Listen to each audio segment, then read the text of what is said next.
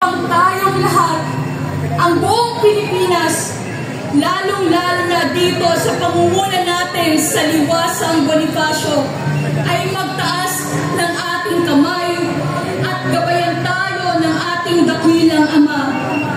Alisin ang kadiliman dito, alisin ang mga nagdudulot ng kadiliman, at ang isang mabuting pamamahala ang kanyang ihandog at ibigay sa atin upang tayo ay tunay na makaramdam at magkaroon ng karanasan ng tunay na bagong Pilipinas. Bago sa puso, bago sa pag-iisip, bago sa lakad sa buhay na walang bisyo, lalo na ng droga at lalong-lalo na ng mga kriminalidad na ating nakikita sa ating kapalibutan.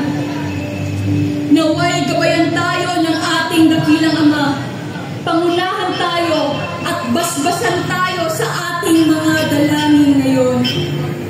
At ako naniniwala sa pamamagitan ng anak, ang kasagutan ay kanya lang ipinagkaloob sa atin sa mga sandaling ito.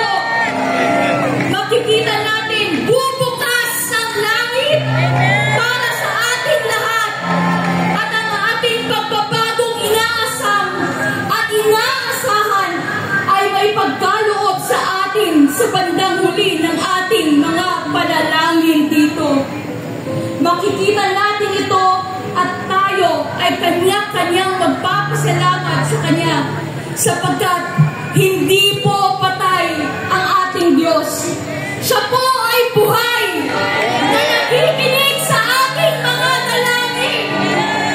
Kaya ito ngayon ang ating pagkakaisa at magkapit-bisig tayo, magkaisa ng puso't layunin at hingin natin ang gabay ng ating dakilang makapangyarihang may kapal na tayo ay kanyang gabayan sa tunay na landas ng kaliwanagan, katapatan at pag-ibig at mabuting pamamahala. Huwag po ninyong kalimutan ang ating mahal na Pangulong Duterte na nasa Netherlands ngayon, Ama.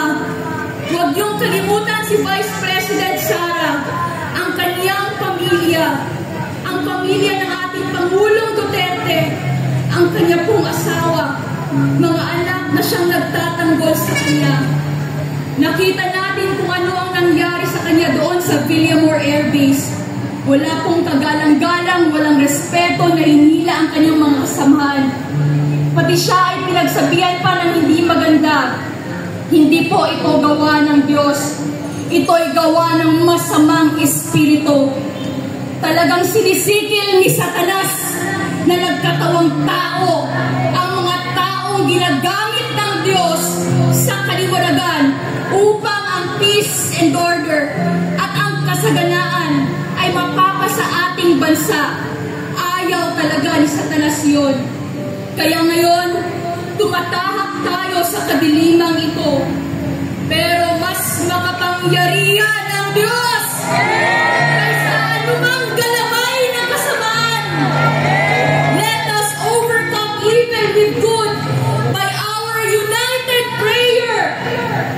Na lahat tayo, anuman ang relihiyon ninyo, wala na pong diskriminasyon ngayon. Magkaisa tayo bilang Pilipino at ialay natin ang ating bansa sa ating poong may kapal. At alam kong ang kasagutan ay kanyang ibibigay sa ating lahat sa pangalan ng ating dakilang Ama, ang ating Panginoong Jesucristo. Itong lahat ay magkakaroon ng kasagutan at tayong lahat ay magkakaroon ng liwanag, magkakaroon ng kasaganaan at magkakaroon ng kapayapaan at kasiyahan sa ating buhay. Na ang ating pong hinihingi ay kanyang ibibigay. Maraming salamat po at pagpalain tayong lahat ng ating dakilang Ama. Amen. Palakpakan po natin ang ating dakilang Ama.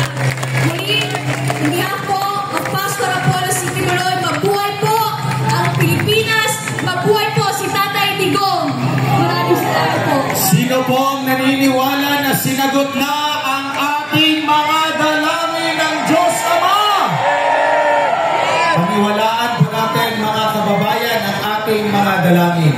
Sa mga sandaling ito, sino po ang nakakaalala sa tugtog tuwing papasok po si Tatay Digong pag tinatawag na siya? Ano ang titulo ng kantang yun? Ipaglalaban ko! Ipaglalaban ko! Tayo ay pinaglaban din ni Tatay Digong. At ang may likha ng kantang yun ay makakasama natin ngayong gabi. Ang OPM legend, walang iba kundi si Freddy Aguilar!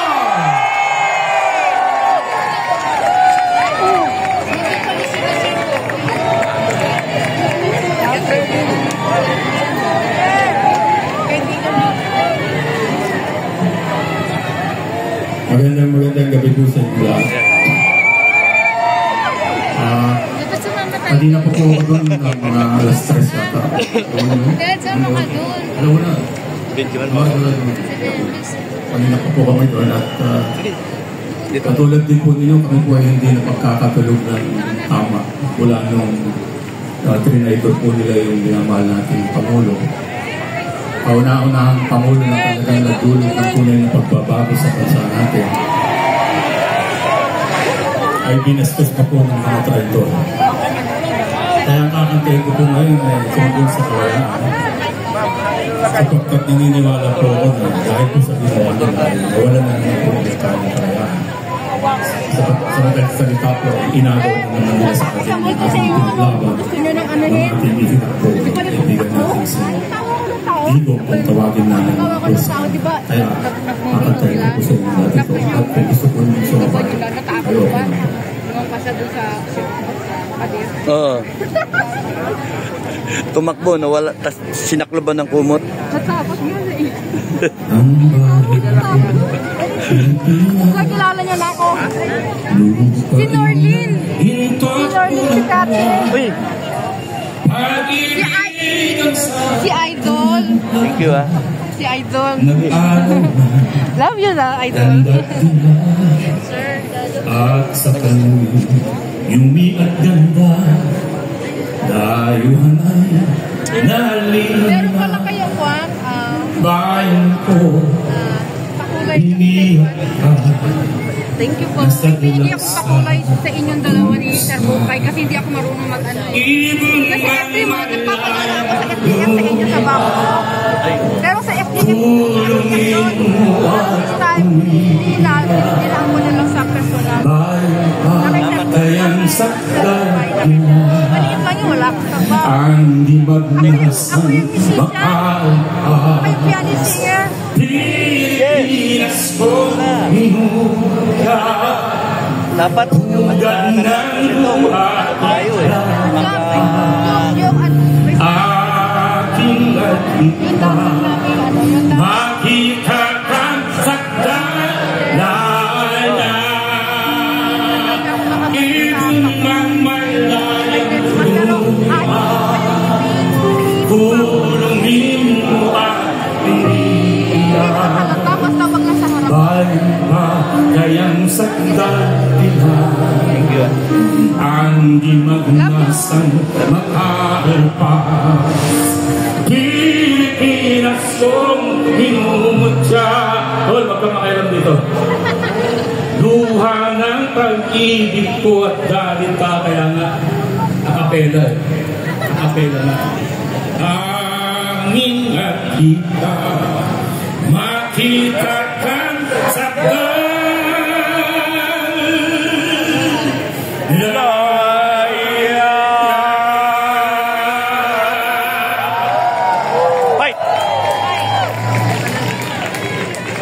Mabuhay si Pangulong Rodrigo Duterte!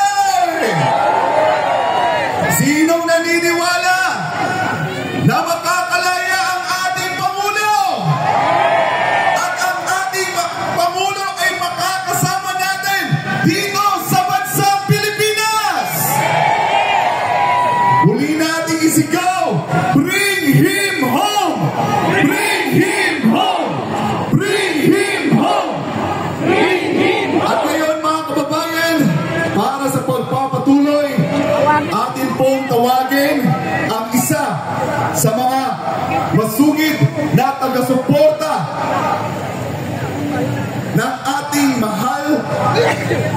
na Pangulo, dating Pangulo Rodrigo Roa Duterte, atin pong tawagin si Sir Paulo Marcoleta.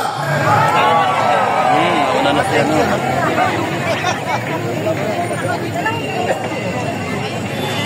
Ay, Magandang gabi po sa inyong lahat, mga kababayan. Ako po ang panganay na anak po